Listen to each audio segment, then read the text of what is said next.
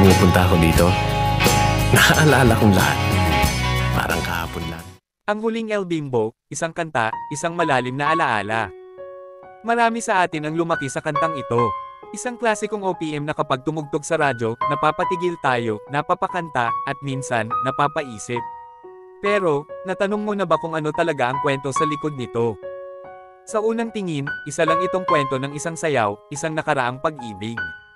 Pero kung titingnan natin ng mas malalim, may isang malungkot at mapait na katotohanan na nakapaloob dito.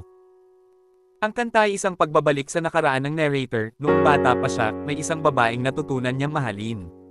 Hindi ito isang typical na love story. Para sa kanya, ang sayaw nila noon ay simbolo ng kaligayahan, isang alaala na hindi niya malilimutan. Kamukha mo si Paraluman, ang babae ay maganda, katulad ng isang artista noong 50s. At lumiliwanag ang buhay, siya ang nagbigay saya sa narrator. Madilim ang paligid mo, may pahiwatig na hindi naging maganda ang buhay ng babae sa paglipas ng panahon. Sa bawat linya ng kanta, unti-unting nagbabago ang tono, mula sa masayang alaala, papunta sa isang trahedya. Ang malagim na katotohanan.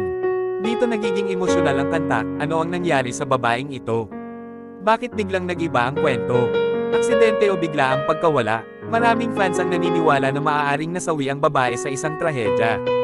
Ang madilim na kahapon ay maaaring literal, isang aksidenteng naganap. Pang-aabuso at trauma. May ibang nag-iisip na ang kanta ay naglalarawan ng isang babaeng dumaan sa matinding pagsubok sa buhay. Ang hindi makapagsalita, hindi na sumasayaw, ay maaaring senyales ng isang trahedyang nag-iwan sa kanya ng trauma. Simbolo ng lipunang hindi makatarungan. Ang babae ay maaaring kumakatawan sa maraming Pilipinang nahihirapan sa buhay, iniwan ng sistema, at hindi nabigyan ng pagkakataong bumangon muli. At ang pinakamasakit, hindi na kayang ibalik ang nakaraan. Ang alaala ng sayaw ay nananatili, pero ang saya noon ay hindi na mararanasan muli. Bakit di malilimutan ang Huling El Bimbo? Sa huli, ang kantang ito ay hindi lang tungkol sa isang pag-ibig na nawala. Ito ay isang kwento ng panghihinayang, pagkawala, at ang mapait na realidad ng buhay.